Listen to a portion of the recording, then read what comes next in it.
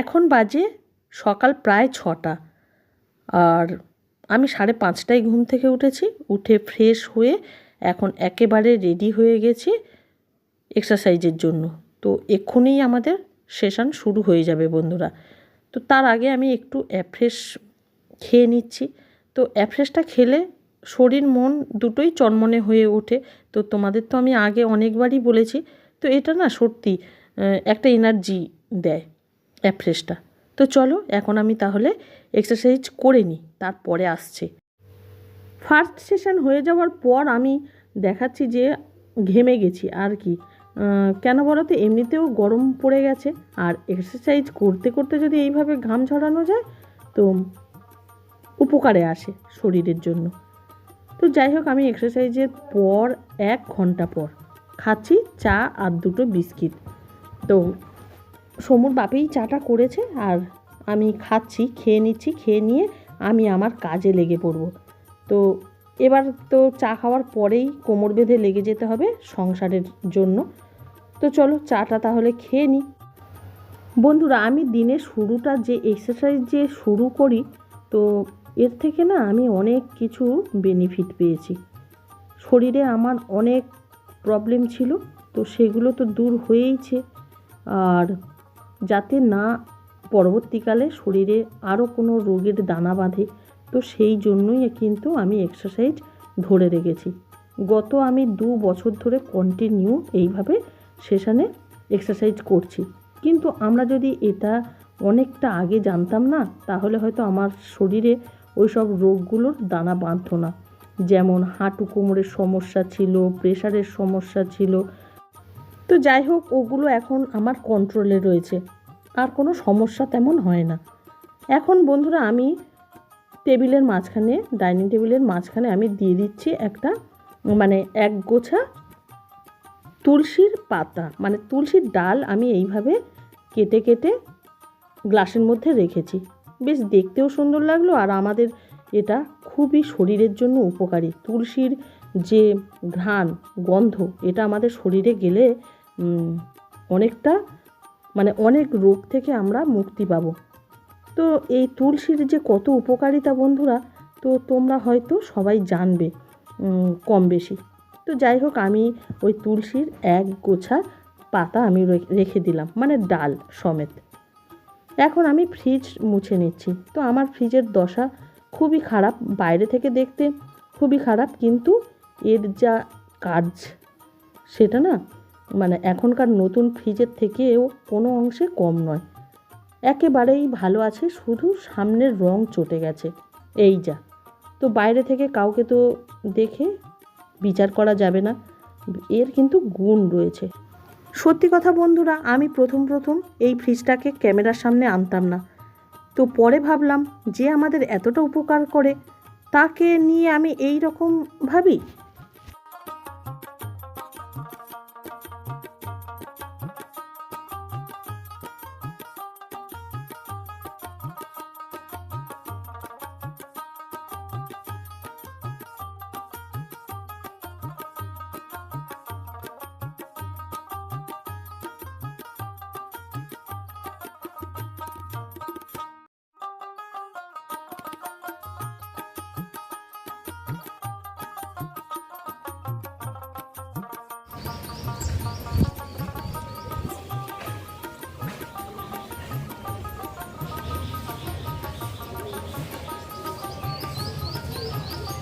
Good morning বন্ধুরা, কেমন আছো তোমরা? নিশ্চয়ই তোমরা সকলে খুব ভালো আছো, সুস্থ আছো। তো ওয়েলকাম টু মাই চ্যানেল কেজ হোম ব্লগস। আমার চ্যানেলে তোমাদেরকে জানাই অনেক অনেক স্বাগত। এখন বাজে সকাল 9:30, প্রায় একটু বাকি রয়েছে। আর আজকের বৃহস্পতিবার, চান করে নিয়েছি। সকাল থেকে তো দেখলেই ঘরের টুকিটাকি কাজ তো করেই যাচ্ছি। তো আমাদের হাউস ওয়াইফদের তো প্রতিদিনই এইভাবে করতে হয় না, সকালবেলা ঘর বাড়ি গোছগাছ তো আমাদেরই কাজ। তো যাই হোক, আমি সকালবেলা উঠেই এক্সারসাইজ করে নিয়েছি। 5:30টায় ঘুম থেকে উঠেছি, এক্সারসাইজ করে নিয়ে তারপরে চা খেয়ে নিয়েছি 1 ঘন্টা পর। তারপরে ঘরের টুকিটাকি, যেমন ডাইনিং টেবিল, ফ্রিজের মাথা আজকে একটু পরিষ্কার করলাম। তো প্রতিদিন সব কিছু করা হয় না, এক এক দিন এক একটা করি। তারপরে কাছাকাছি করে চান করে নিয়ে আর এই যে মেলে দিয়েছি, তোমাদের তো দেখিয়েই দিচ্ছি। এই যে এইগুলো কেচেছি আজ। তো বড় বড় দুটো জিনিস কেচেছি। এইটাও একটা বড় বেড কভার, আর ওটা না একটা কভার, বেশ ভারী কম্বলের কভার। এই যে বেশ ভারী। তো আমি সাধারণত ভারী ভারী জিনিসগুলো কাচি না, কারণ ফেলে রেখে দিলে সমুর বাপি কাচবে অনেকটা বেলাতে, তো শুকোতেও চাইবে না বিকেলের মধ্যে। যদিও এখন প্রচণ্ড রোদের তেজ, তা হলেও ওই মোটা কভার তো শুকোতো না, অনেকটা বেলাতেই কাচতো ওর বাপি। তো যাই হোক আমি কেচে দিয়েছি। আর এখন যাব আমি ঠাকুর ঘরে পুজোটা দিয়ে নিই, তারপরে আরও যা কাজ আছে সেগুলো তোমাদেরকে শেয়ার করব। তো চলো সঙ্গে থাকো, দেখতে থাকো। আর ছাদের গাছগুলোতে বেশ ভালোই ফুল ফুটছে এখন। এই যে দেখো নয়নতারা তো ভরে গেছে, আর দেখো লাল জবাও ফুটেছে বেশ। তো নিচের থেকে যা ফুল মানে সাথীদি তোলে, আমাদের তো দেয়, ছাদের থেকে আর তুলতে লাগে না, যখন ফুল কম থাকে তখনই তুলি। তো আর এই দেখো এই একটা জবা, কালারটা এত মিষ্টি কি বলবো বন্ধুরা। আর এই গাছের না শুধু কুঁড়ি আসছে, কিন্তু ফুল তো হচ্ছে না, এখনো পর্যন্ত আমি ফুল দেখিনি। এই যে দেখো কীরকম কুঁড়ি হয়ে আছে দেখো, এই যে, কিন্তু ফুল ফুটছে না কেন? কি বড় বড় হয়ে গেছে, কিন্তু ফুল ফুটছে না। চলো বন্ধুরা নিচে যাই, পুজোটা দিয়ে নিই। বৃহস্পতিবারের পুজো প্রচণ্ড লেট হবে। তো দোতলাতে চলে এসেছি, ঠাকুর ঘরে যাব। সমু পড়াশোনা করছে, ওর না পরীক্ষা এসে গেছে, ফার্স্ট সেমিস্টার। তো সিলেবাস দিয়ে দিয়েছে, রুটিন দেয়নি, সম্ভবত মার্চ এপ্রিলের প্রথম থেকে হবে না রে বাবু, ফার্স্ট উইকে হবে। তো সিলেবাস দিয়ে দিয়েছে, ও মন দিয়ে পড়ছে, স্কুলে যাবে। আর এখন তো স্কুল তাড়াতাড়ি ছুটি হয়ে যাচ্ছে ওর। আর দেখো গরম পড়ে গেছে, আর আমাদের সময় তো একেবারেই ফ্যান ছাড়া চলতেই পারে না। আর সোনু কেমন তাকিয়েছিল, বদমাইশি বদমাইশি বদমাইশি। স্কুলে যাবে তো? না। সত্যি বল, যাবে তো? দেখেছো কেমন বদমাইশি করছে? যাবে, ঠিক আছে। আসলে তেমন না কোনো ক্লাস হচ্ছে না, তো সেই জন্যই জিজ্ঞাসা করলাম যাবি তো। তো যাই হোক, এখন পরীক্ষার অনেক কিছুই ইম্পর্ট্যান্ট সাজেশান দিয়ে দেবে স্কুল থেকে, তো সেই জন্য যাক স্কুলে।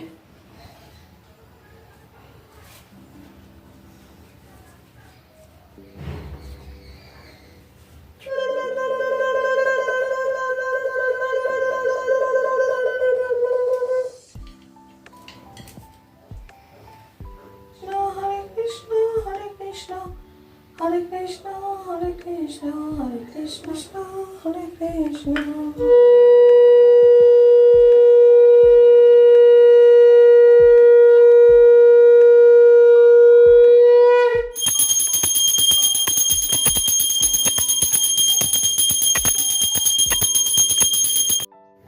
এখন আমার পূজা কমপ্লিট হয়ে গেছে, নমস্কার করে নিচ্ছি। তো 10 মিনিট পর আমি প্রসাদটা তুলব, নমস্কার করে বাইরে বেরিয়ে যাব, তারপর 10 মিনিট পর প্রসাদ তুলব। তো বন্ধুরা আজ আমি উলু দিলাম, বৃহস্পতিবার উলু কিন্তু ভালোভাবে দিতে পারি না, তবুও না একটু চেষ্টা করলাম। তো আমি না একটু চেষ্টা করি, না পারি না পারবো, আওয়াজটা হয়তো অন্যরকম লাগবে। তো যাই হোক, চেষ্টা করতে কি ক্ষতি, তাই না? সব কিছু চেষ্টা করা উচিত। এখন আমি নিচে নেমে এসেছি, খাচ্ছি টিফিন, রুটি আর সুজি। সুজিটা কিন্তু সমুর বাপি বানিয়েছে বন্ধুরা।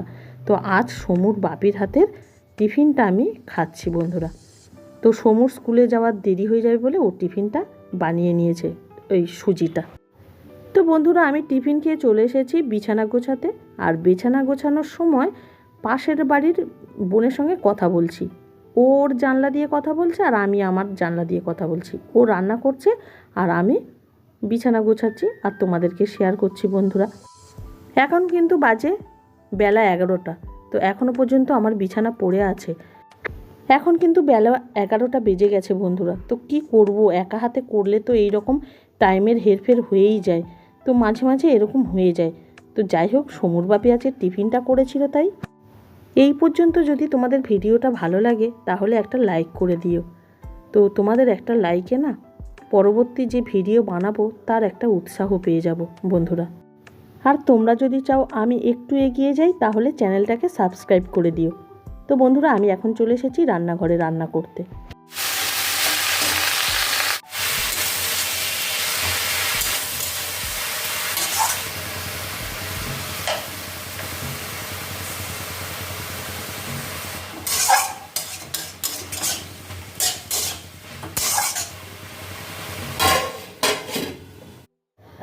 বিছানা গুছিয়ে আমি এখন চলে এসেছি রান্নাঘরে রান্না করতে। শাক চচ্চড়ি বসিয়ে দিয়ে আমি আরও যে একটা তরকারি হবে তার জন্য একটু মশলা করে নিচ্ছি। তো সব রকম মশলা একসঙ্গে দিয়ে না পেস্ট করে নিয়েছি। তো আমি তো আর কোনো রেসিপি শেয়ার করছি না, তো বললাম না যে কি কি মশলা। তো যাই হোক, আমার এখানে শাক চচ্চড়ি হয়ে গেছে। এরপর কড়াই ধুয়ে পরিষ্কার করে পরের মেনুটা করে ফেলছি।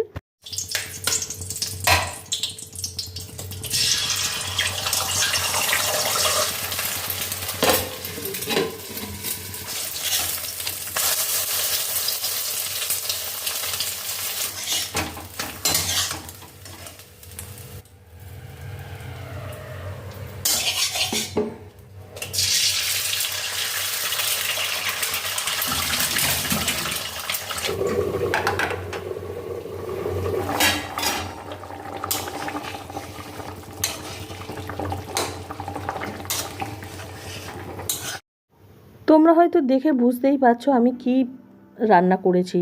আমি পোচ করে আর তরকারি করেছি। তো সবসময় তো ডিমের ঝোল খাই, তো একটু মাঝে মধ্যে ঘুরিয়ে ফিরিয়ে করলে খেতে ভালো লাগে। আর সমুরা এই ডিমের পোচের যে তরকারিটা খেতে খুব ভালোবাসে। শুধু সমু বলে নয়, আমরা সকলেই ভালোবাসি। এখন রেডি হয়ে গেছে সব কিছু, মানে রান্না বান্না, ভাত, শাক চচ্চড়ি আর ওই পোচের ঝোল। তো ওগুলো নিয়েই খেতে বসে গেছি তিনজনে। তো মাঝে মাঝে না বড় ছেলের কথা খুবই মনে পড়ে। তো মায়ের মন, তো কি করব বলো, কিচ্ছু তো করার নেই। আর সমু বায়না করছে ও শাক খাবে না, লাল শাক খাবে না, মানে ওর ভাত নাকি লাল হয়ে যাবে।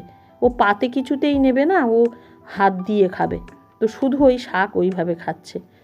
আর সত্যি কথা কী বলো তো, এঁটো কাটা কিছুই মানামানি করে না। কি করব, মানে বলে বলেও আর পারি না বন্ধুরা। এখানেই শেষ করছি ভিডিওটা। তো টাটা।